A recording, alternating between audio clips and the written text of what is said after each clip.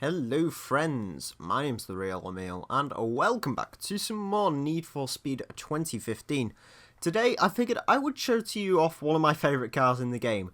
This is my 2015 or 16, I'm not sure, Mazda MX-5.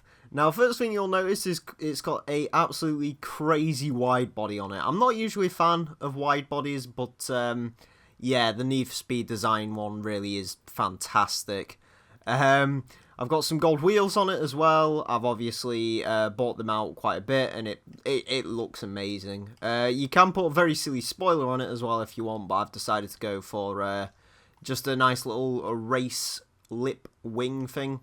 This wrap is actually available with the car from the start, which is cool. I absolutely adore this wrap. I think it's fantastic. But the main reason I wanted to show you this car today is because this is actually my favourite drift car in this game. I adore this thing for drifting, it's great. So let's just have a quick look at what it's got on it. I've got the aftermarket ported cylinder heads, titanium manifold, non-resonated exhaust, upgraded clutch. I believe you get that on pretty much every car though.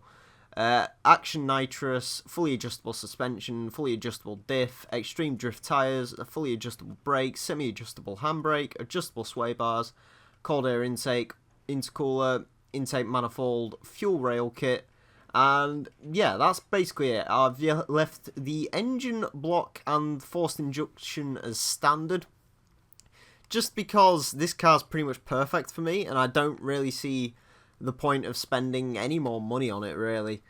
So as you can see at the top, 214 miles an hour with only 430 brake horsepower, which is pretty good.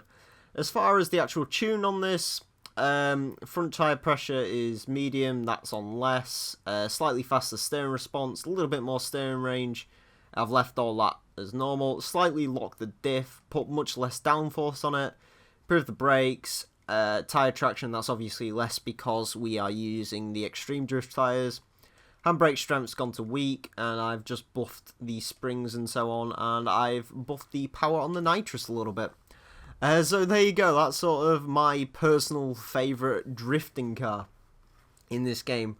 And I guess I shall go and take it to a drift run just so I can show you what I like about this car most and why this is my favourite drift car in the game. Yeah, I have. Not only is it one of the best looking cars in the game, I mean, you know, I absolutely adore the way this thing looks. I think it's just amazing. Right, there should be some drifty events up here. That's a... Is it Togue?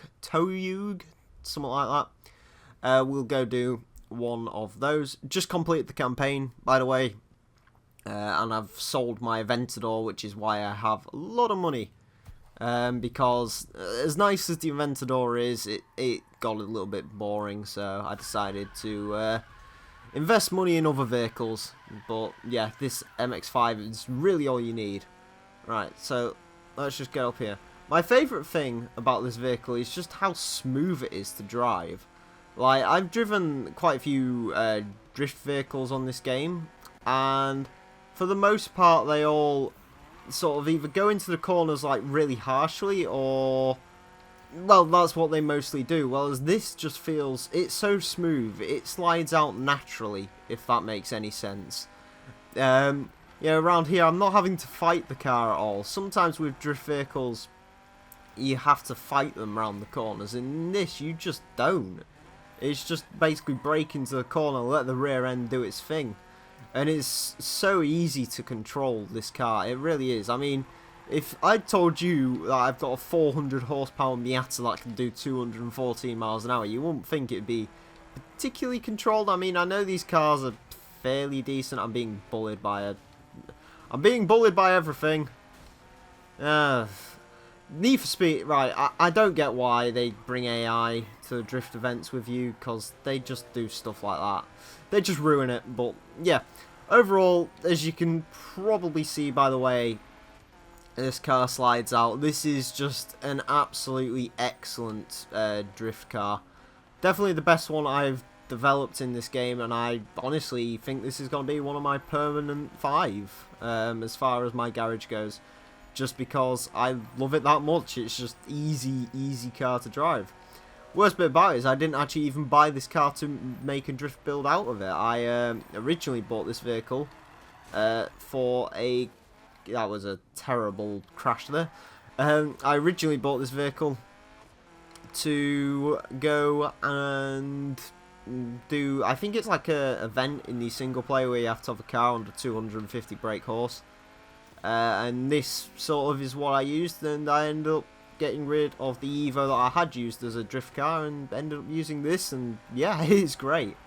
Yeah, just ignore my terrible driving. I'm not particularly the best at drifting on this game as it is anyway. It feels very random, but that's what I like about the Mazda. It does... This car isn't random at all. Like, it will... Unless the game's decided like that, it won't drift. Because that happens for some reason. For some reason, you'll do exactly what you normally do to turn into a drift, and you'll just get massive amounts of understeer. But yeah, there you go. That's my MX-5 drift build. As you can see, we're absolutely dominating this event. Yeah, I've got almost... Yeah, I've got more than double the score of anyone else. So there you go. That's my MX-5 Miata Drift Build. Hopefully you enjoyed, and hopefully you give it a go. I really do recommend giving the little MX-5 a go. Anyway, I want to thank you all very much for watching. My name's been The Real Emile. Until next time, farewell.